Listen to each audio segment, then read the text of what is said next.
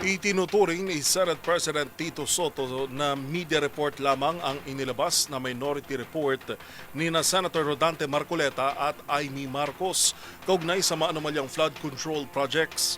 Anya wala itong bigat hanggat hindi ito pinapasa sa Bills and Index Office at bago pagdebatihan sa plenaryo. Magbabalita si Raymond Datpaas.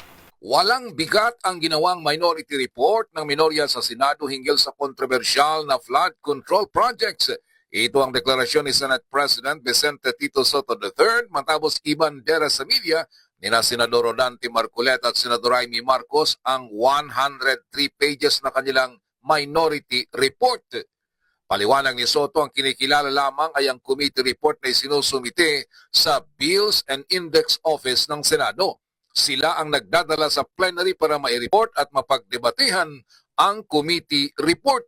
Walang puwang dito ang sinasabing minority report. Kaya't ang turing dito ng Pangulo ng Senado ay isang media report lamang mula sa minorya sa Senado.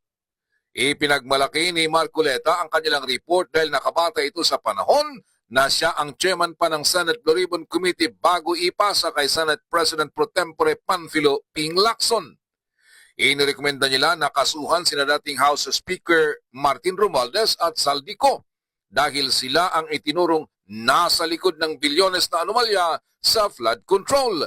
Ito ay batay sa testimonya ni na dating Marine Sergeant Orly Gutesa, mag-asawang Curly at Sara Diskaya, Undersecretary Roberto Bernardo at Engineer Henry Alcantara.